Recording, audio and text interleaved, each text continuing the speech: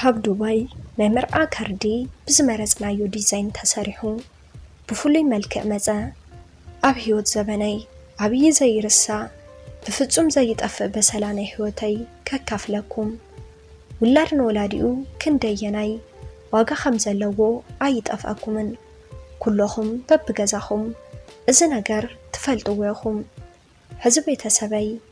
በኣይ ተስፋ ቆሪጾም እዮም ተተፈጠረ ነገር ንብዙሕ ሰብ ኣጨኒቑ ንዓይ ድማ ከይትስእ ገይሩ ሰባቢሩኒ ኣነ ብጣዕሚ ጽቡቕ ኣታዊ ዘለንን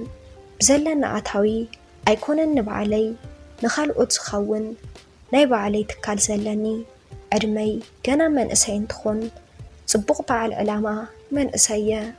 ኣማን ሰብ እምነተይ ብመስፈርት ዘይቐምጥ ቅልል ዝበለ ጸባይ ኣለኒ ንነብሰይ ብዘለኒ ነገር ዘይኮነስ ሰብ ብምዃነይ ጥራሕ ዝምዝን ብምዃነይ ምስ ብዙሓት ይረዳዳ እዚ ጸባየይ ሎሚ ጎዲእኒ እዩ ዝኾን ኢለ ይሓስብ ብሓደ ኣጋጣሚ ምስ ሓንቲ ምልክዕቲ ፍቕሪ ሓዘኒ ቁሩብ ተለፋዕኹ ዋላ ተቐራሪብና ጥራሕ ምቅርራብ ዘይኮነስ ብፍቕሪ ዓቢድና ብሓደ ንርአየሉ ቦታታት በዝሐ ኣብ ምዝንጋዕ ክንድትዋላ ተኾንኩ ናታ ድሌት ንምምላእ ዝበለትኒ ነገር ኩሉ ዝገብር ተኣዛዚኣን ኣፍቃሪኣን ኮይነ ኣብ ፍቕሪ ጻኒሒትና ብዙሓት ነገራት ከም ዓቕመይ ክገብረላ ፈቲነየ ብጣዕሚ ጽቡቕ ዘበናዊ ካፌ ከፊተላ መኪና እውን ገዚአላየ ቀስ ብቐስ ሓሳብና ዓብዩ ፍቕርና ጸኒዑ ዝበለጸ ርሑቕ ሓሳብና ብሓደ ናይ ምንባር ሕልምና ብሓደ ንኽንኾን ንኽንምርዖ ሓሰብና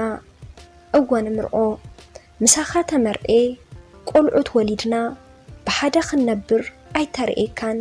ካብዚ ንላዕሊ እንታይ ዘሐጉስ ነገር ይህሉ ክትብል ዝበለጸ ኣበረታትዐትኒ ኣነ እውን ኣብዛ ምድሪ ብጣዕሚ ሕጉስ ሰብ ከም ዝኾንኩ ኣሚነ ክትርአ ትስስዐላ ተሓቂፋ ትናፍቕ ናይ ዘለዓለመይ ንምግባር ዝግጅት ተጀመረ ኩሉ ቤተሰብ ትኹነታት ፈለጠ ሽማግለ ተለኣኸ ቤተሰባ ፈቐዱ ናይ መርዓና መዓልቲ እውን ተቆረጸ መርዓና ኣብ ሆቴል ንኽኾን ንቐጻሊ መስከረም ክፍሊት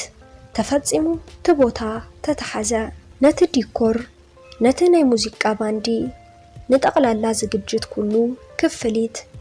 ተራ ብተራ እናኸፈልና ትዝግጅት ተገበረ እሱ ጥራሕ ዘይኮነ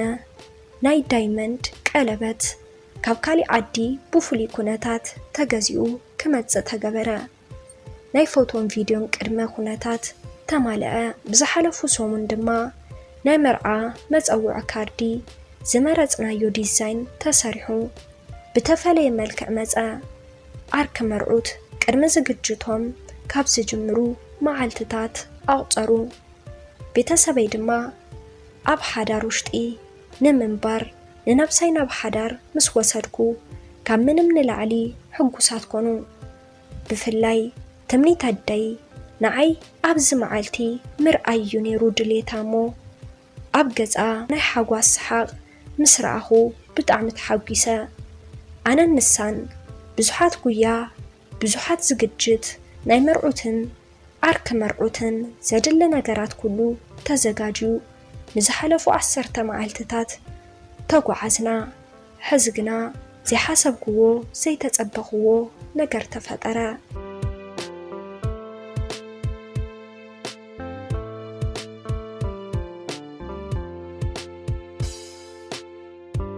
ሃንደበት ስልክ ተደወለለይ ማይ ላቭ ይብል ወይ ፍቕረይ ምስ በልክዋ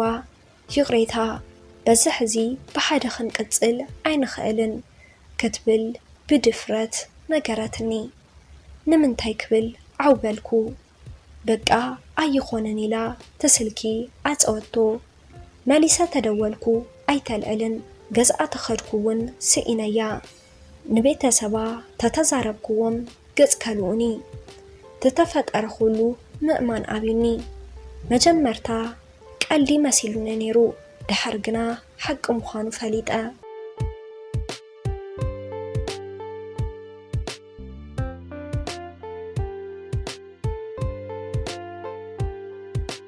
تخونتات نمتصراي قطرن ليتن صعيره ام موداتا اب تحق بصحه ናይ መጀመርታ ፍቃሪኣ ተፍቅሮያ ግና ንሱ አይደለይ ከኒሉ አባሪሩዋ ነይሩ በዚ ማእኸል ምሳይ ተፋለጠት አብዚ ነተበደለቶ ካሕሳ ንፍቅራ መልሲ ምርካባ እናነበዐት ነገረትኒ አነውን አሚናያ በህይወት ክወሃቡ ዝካአሉ ፍቅርታት ኩሉ ተሃረፍኩ ሂበያ በዚ ማእኸል ናይ ቀደመ ፍቃሪኣ ተመሊሱ መጸ ክትምርኦም ኾና ስለዝፈለጠ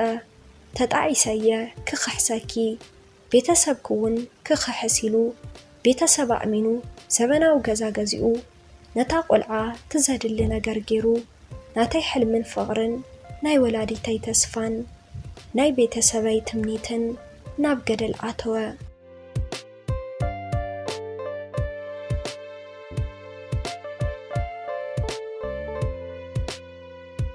ነዚ ዝግጅት ዝደኸመን ዝለፈዐን ዘመድን ፈታውን ኩሉ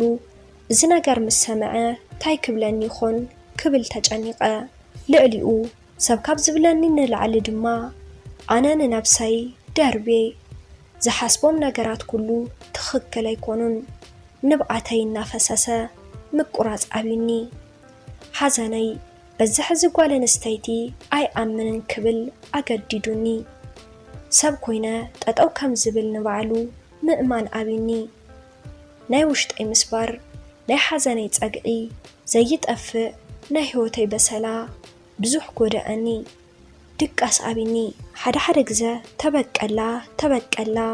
ዝብል ስምዒት ይመጸኒ ሓደ ግዜ ድማ ንነብሰይ ናብዘይ የድሊ ነገር ከምርሕ ይገብረኒ ኩሉ ነገር ምስ ጨነቀኒ ሓሳብኩም ደሊለኹ በጃኹም ንስተጨነቅ ኩሉ ሓሳበይ ሓሳብኩም አካፍሉኒ ሰላም ተኸታተልቲ ማይኪ ሚድያ ንለማንቲ ሒዘልኩም ቀሪበ ዝነበርኩን ነዚ መስል ነይሩ ኣብዚ ቻናል ሓሳብ ርእቶ እንተዳሕሊኩም ኣብ ናይ ኮመንት መጽሐፍ ቦታ ሓሳብኩም ክትገድፉለይ ትኽእሉኹም ነዚ ቻናል ሓደሽቲ እንድሕር ዳ ኮይንኩም ሳብስክራይብ ገርዎ ይቀኒለይ ተሳሰናዩ ንዓኹም از چانل حساب ریتو انتدا حالیکم آنای کامنت مصحف بوتا خدمت فلید خالیهم نس چانل حدیث تندهر داخوینکم سابسکرایب کرو انتدا افاتیکمو لایک شیر کرو